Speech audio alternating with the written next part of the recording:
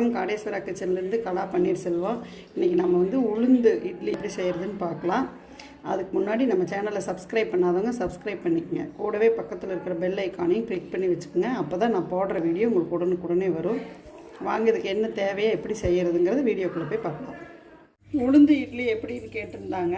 பஞ்சு மாதிரி எப்படி சொல்கிறது, எப்படின்னு அளவு சொல்லுங்கன்னு கேட்டிருந்தாங்க நிறைய பேர். அதுக்காக நம்ம இன்றைக்கி உளுந்து இட்லி எப்படி செய்கிறதுன்னு பார்க்கலாம்.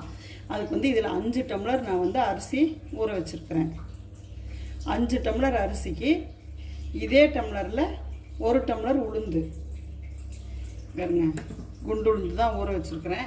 நாம் எந்த டம்ளரில் அரிசி போடுறோமோ அதே டம்ளரில் 5க்கு 1 நீங்கள் உளுந்து போட்டுக்குங்க. அதே டம்ளர் நல்லா உளுந்தை கழுவிட்டு அரிசி ஊற வைக்கிற டைமே நீங்கள் உளுந்தையும் ஊற வச்சுருங்க. ஊற வைக்கும்போது 3 டம்ளர் இதில் இந்த டம்ளரில் 3 டம்ளர் தண்ணி ஊற்றி ஊற வச்சுருங்க. ஏன்னா நம்ம அந்த தண்ணியை விட்டு தான் அந்த 3 டம்ளர் தண்ணியும் ஊறி வரும்போது கரெக்டாக இருக்கும் ஆட்டி எடுக்கிறதுக்கு. இப்போ நம்ம ஆட்டிடுவோம். ஃபஸ்ட்டு கொஞ்ச நேரம் தண்ணி ஊற்ற வேண்டாங்க உளுந்துக்கு.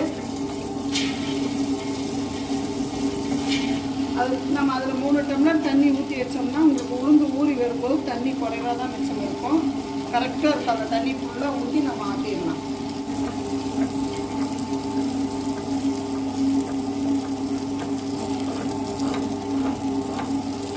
இந்த மாதிரி ஆனதுக்கப்புறம் தான் நம்ம தண்ணி ஊற்றணும். ஊற்றக்கூடாது, அப்படியே தெளிச்சுட்டா போகணும். தண்ணி ஊற்றுங்க.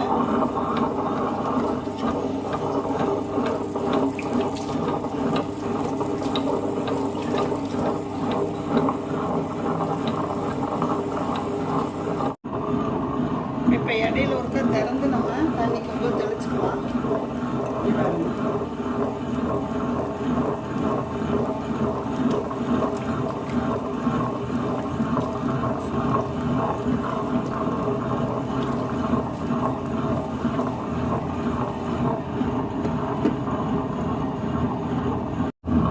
தண்ணி எல்லாம் தெளித்து ஊற்றிட்டேங்க பாருங்க. அவ்வளோதான், நீ இல்லை கொஞ்சம் நேரம் ஆட்டிட்டு எடுத்துருவோம். இந்த ஆட்டு வட்டுச்சு இங்கே பாருங்க. இது எப்படி கண்டுபிடிக்கிறதுனா பாருங்க, நீங்கள் வந்து இப்படி எடுத்து இதோ இப்படி எடுத்து ஊதுன்னா பார்த்தீங்களா புளி ஆயிரும். இந்த மாதிரி ஆனால் நீங்கள் உளுந்த தோண்டிடலாம். அப்படி ஊத வேண்டாம்னு நினைக்கிறவங்க இங்கே பாருங்க, இந்த மாதிரி எடுத்து தண்ணிக்குள்ளே போட்டால் தண்ணிக்குள்ளே மிதக்கும், நல்லாவே மிதக்கும் தண்ணியில்.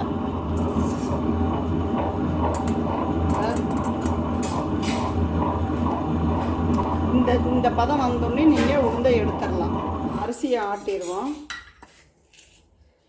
இவ்வளோ வெந்தயம், வர வெந்தயமாகவே நம்ம போட்டுக்கணும். அது வெந்தயத்தை ஊற வைக்கக்கூடாது.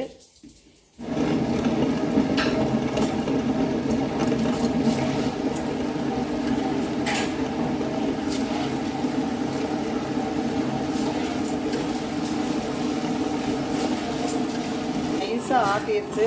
இந்த அரிசியை அள்ளிடுவோம்.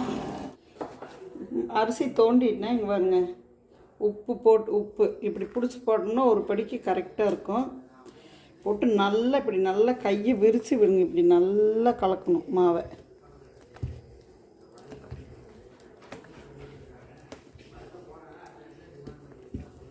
கீழே போய் மாவில் நல்லா கலக்கி விட்ருங்க. அப்போ தான் வருங்க, இந்த அளவுக்கு இருக்கணும் மாவு. இந்த நம்ம இட்லி மாவு ஆட்டிட்டோம். இங்கே பாருங்கள், 6 மணி நேரம் 6-7 மணி நேரம் நல்லா புளிச்சுத மேலே நல்லா பஃபியாக வந்துட்டு பாருங்க.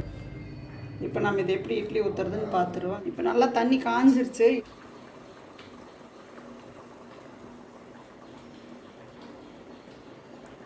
இட்லி ஊற்றி வச்சுட்டேன்.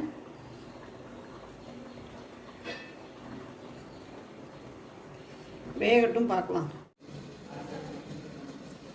இப்போ இட்லி வெந்துருச்சுங்க பாருங்கள், சூப்பராக வந்துருக்குது பார்த்தீங்களா. இருங்க எடுத்துருவோம். எடுக்கிறோம் பாருங்கள்.